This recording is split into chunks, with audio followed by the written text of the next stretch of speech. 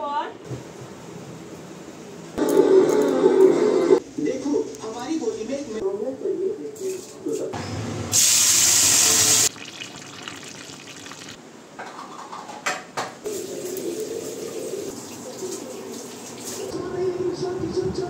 ये देखिए अच्छी फॉर्म लगी हुई है।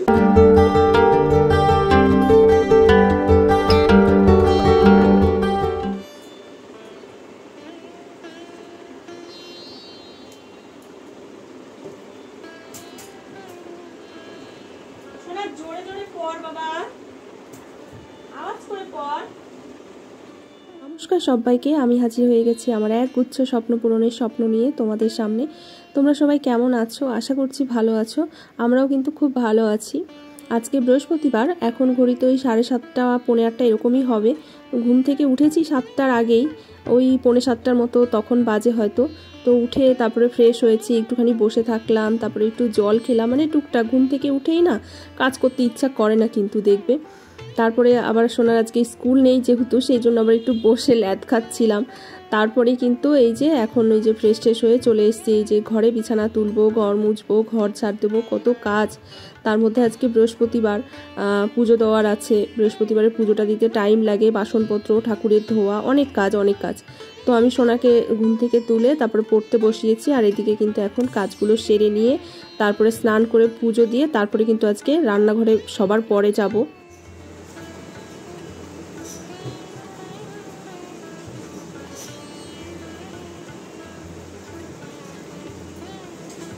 ঘর ঝাড় দিয়ে মুছে তারপরে হচ্ছে জামা কাপড় কেচে স্নান করে এই যে চলে এসেছি। আর সেগুলো তোমাদের সঙ্গে আর শেয়ার করিনি, কারণ ঘর ঝাড় দিতে আর ঘর মুছতে অনেকটা পরিমাণে টাইম লেগে যায় আমার, আর ক্যামেরা করতে গেলে তো আরও টাইম লেগে যাবে। তো এখন এই যে মাথাটা কিন্তু আর এখন আঁচড়াবো না, মানে চুলটা এখন আর ছাড়বো না, কারণ চুলটা ছাড়াতে গেলে অনেক টাইম লাগবে। আর চুল যে পরিমাণে ওঠে, চুল প্রচুর পরিমাণে উঠবে, সেই জন্য এখন আর মাথায় হাত দিচ্ছি না। কিন্তু সিঁদুর তো পরতে হবে, তাই সিঁদুর আর টিপ পরে নিয়ে এখন আগে পুজোটা দেবো, তারপরে বাদবাকি যা কিছু করবো।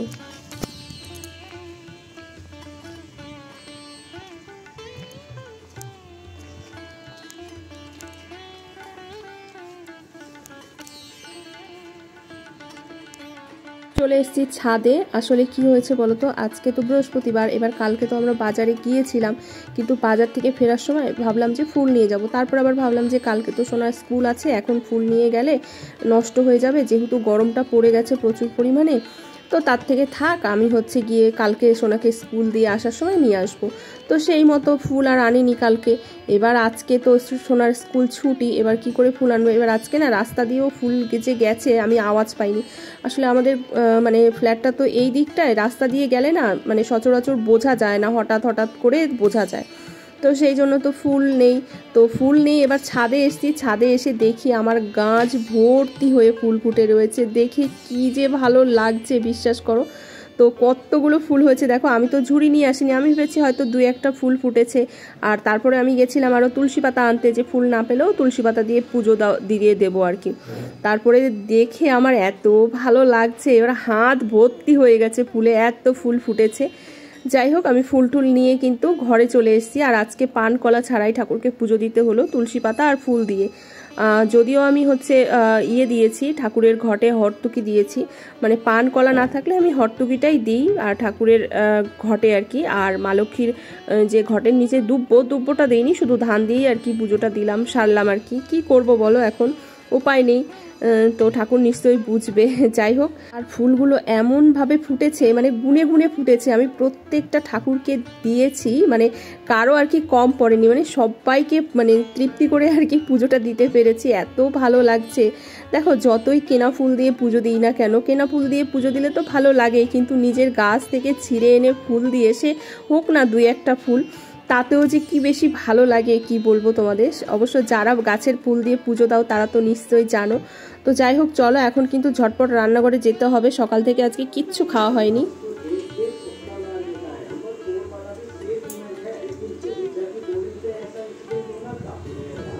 জানো তো গলাটা শুকিয়ে গেছে একদম, এক টানা ঝড়ের বেগে কাজগুলো করতে করতে এতটা পরিমাণে গলা শুকিয়ে গেছে। আগে একটু ঢকঢক করে কতটা জল খেয়ে নিলাম।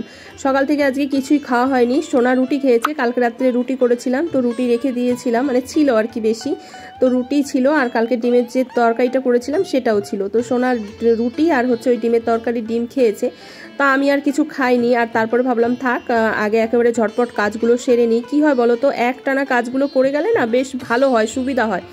আর আমি দেখেছি আমি যদি খেয়ে নিই না, খেয়ে নেওয়ার পরে না আমার কেমন যেন একটা আলসি এসে যায় শরীরে, আমি না আর মানে সেই হয় না ল্যাথখোরের মতো পড়ে যাই, আর কাজ করতে ইচ্ছা করে না। সেই জন্য আমি না আজকে আর খাওয়া দাওয়া কিছু করিনি, একেবারে এক টানা কাজ করে গেছি।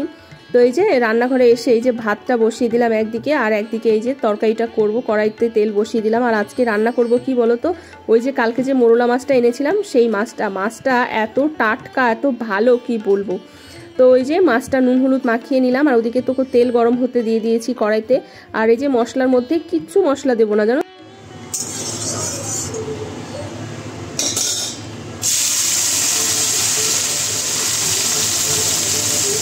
একটু নুন হলুদ আর হচ্ছে জিরের গুঁড়ো আর একটু লঙ্কার গুঁড়ো, ওইটা জল দিয়ে ভিজিয়ে রাখলাম, আর একটু সামান্য চিনি দিয়েছিলাম।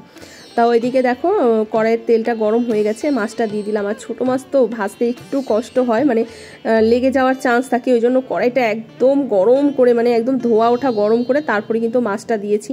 তো দেখো মাছগুলো বেশ সুন্দর ভাজা হয়েছে। আর মাছটা না আমি দেখতে পেলাম খুব টাটকা, জানো তো, ভালো মাছটা, মানে অনেক দিন পর এরকম টাটকা মাছ পেয়েছি। বিশেষ করে এই ছোটো মাছ, এগুলো তো এদিকে পাওয়া যায় না, মানে দেখবে একটু গ্রামের দিকে এইসব ছোটো মাছ বেশি পাওয়া যায়। তো যাই হোক মাছটা ভাজা তুলে তারপরে কিন্তু আমি পেঁয়াজ আর কাঁচা লঙ্কা আর একটু কালো জিরে ফোড়ন দিয়ে তারপরে এই যে সবজিগুলো দিয়েছি। এইখানে কিন্তু সব এই যে গরমের সবজি, মানে গরমের সবজি বলতে মানে ডাঁটা পটল, তারপরে হচ্ছে আর কি দিয়েছি, হ্যাঁ ডাঁটা পটল আলু আর বেগুন এই দিয়েছি, এই দিয়েই করেছি আজকে। একদম মায়ের মতো করে রান্না করলাম। জানো না আজকে বহু যুগ পর এই ছোট মাছ খাচ্ছি। বিশ্বাস করো বিয়ের আগে আমি একদম এইসব মাছ পছন্দ করতাম না। বাবা যদি এই ছোট মাছ আনতো কি রেগে যেতাম, ভাত খেতাম না। আর সেই আমি এখন এই ছোট মাছ খাওয়ার জন্য কেমন করি। সত্যি বয়সের সাথে সাথে মানুষের রুচিরও পরিবর্তন হয়, তাই না, সময়ের সাথে সাথে বয়সের সাথে সাথে। যাই হোক মাছটা দিয়ে এখন এই যে ফুটিয়ে নিয়েছি। আর এই যে এখন কিন্তু তরকারিটা একদম হয়ে গেছে, একটুখানি ধনেপাতা দিয়েছি। চলো আওয়াজটা তোমাদের একটু শোনাই কেমন লাগে।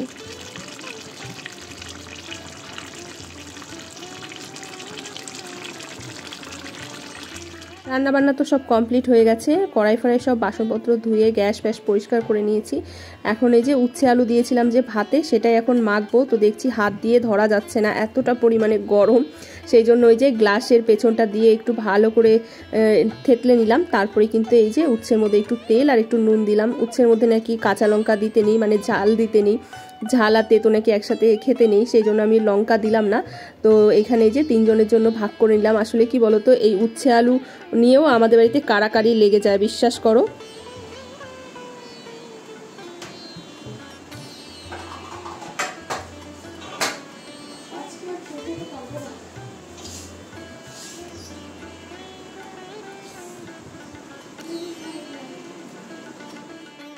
সোনার বাবা উচ্ছে আলু ভাতে এত পরিমাণে ভালো খায় যে হচ্ছে কে কতটা বেশি নেবে সেটাই আর কি চিন্তা করে। তো সোনা এখানে পড়ছিল, বললাম নে আগে খেয়ে নে তারপর আবার পড়িস। আমার তো প্রচুর খিদে পেয়ে গেছে, কারণ সকাল থেকে কিচ্ছু খাওয়া হয়নি।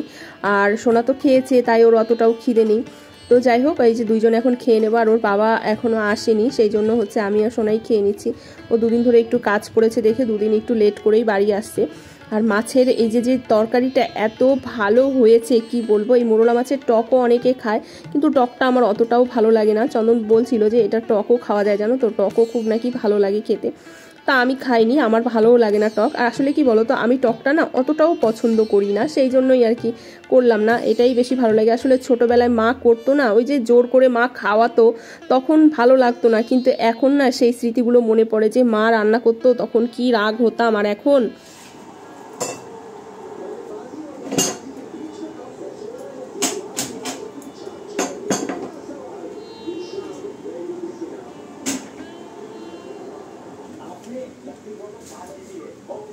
শুভ সন্ধ্যা বন্ধুরা, সন্ধ্যাবেলা চলে এসেছি আবারও রান্নাঘরে। এখন এই যে একটু লিকার চা করে নেব। আর আমরা তো লিকার চাই খাই, তোমরা জানো। তো একটু আদা দেবো বেশি করে। আসলে চন্দন বলছিল ওর নাকি মাথাটা ব্যথা করছে, তো সেই জন্য বেশি করে একটু আদা দিয়ে চা করলে না মানে ঝালঝাল হয়, আর সেটা না মাথা ব্যথা বা মাথা ধরা ছেড়ে যায়। কিন্তু এইভাবে তোমরা চা করে আদা দিয়ে খেয়ে দেখতে পারো। একটু যদি গোলমরিচ দেওয়া যায় তাহলে তো আরও ভালো হয়, তো গোলমরিচ ছিল না দেখে আমি দিইনি। তো ওইদিকে হচ্ছে চায়ের জলটা ফুটতে দিলাম, আর চায়ের জলটা না ফুটাতে হবে একটু বেশিক্ষণ ধরে, তাহলে কিন্তু লিকার চায়ের স্বাদটা ভালো আসে। মানে ওই আদা আর একটুখানি চিনি দিয়ে বেশি করে ফোটাতে হবে। তো ওইদিকে চায়ের জল ফুটছে, ভাবলাম যে বাসনগুলো ধোয়া হয়নি, মানে দুপুরে খাওয়ার পরে না আজকে আর বাসনটা ধুইনি। কোনো দিন ধুই, আবার কোনো দিন ধুই না, তো আজকেও ধোয়া হয়নি বাসনগুলো। আজকে খাওয়াটা এত পরিমাণে বেশি হয়ে গেছিলো যে মানে খাওয়া দাওয়ার পরে আর বাসন ধোয়ার এনার্জি ছিল না। তো চায়ের জলটা বললাম না বেশিক্ষণ ধরে ফুটাই আমি, তো ফুটছে, ফুটুক ওইদিকে। আর এইদিকে এই যে জামা কাপড়গুলো ছাদের থেকে আনা হয়েছে, সেইগুলো আর হচ্ছে ভাঁজ করা হয়নি। এদিক ওদিক গড়াগড়ি খাচ্ছে, একবার ওই ঘরে যাচ্ছে, একবার সোফায় আসছে এই।